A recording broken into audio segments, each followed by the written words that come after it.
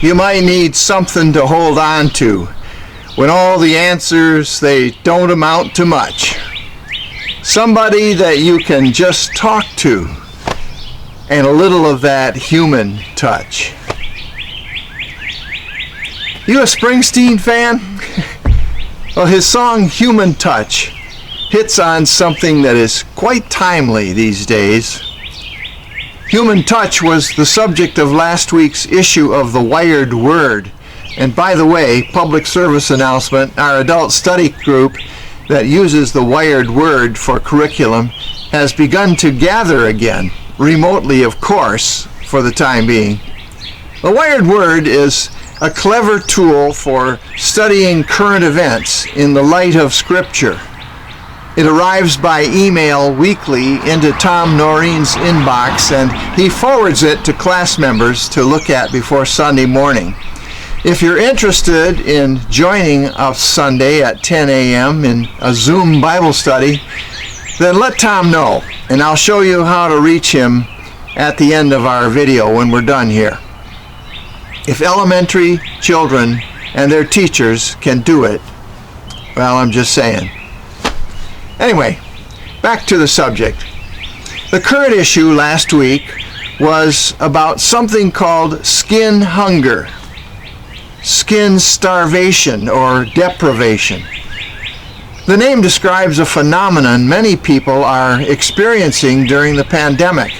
The Wired Word says skin hunger has been around for a long time, and the good news is that most people are adapting right now. But Springsteen knows something about mental health from his own personal experience, and he's right about this. I just want something to hold on to, and a little bit of that human touch. The Wired Word cited a number of places in the Bible where human touch is in play. Of course, when we talk about Jesus, we have to say that it's something more than human touch at work. Our faith teaches us that he was fully God and fully man. So when he touched people and they touched him, it was a God connection. But don't let that get in the way right now.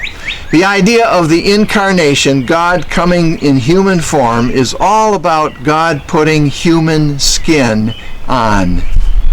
The Wired Word raised some good questions for us that kept the conversation lively for an hour last Sunday. What kind of effect does a lack of human touch have on you or others that you know? And who specifically do you miss touching during this time of increased social distancing? How are you caring for yourself? How are you nurturing relationships if you can't touch one another physically for a time?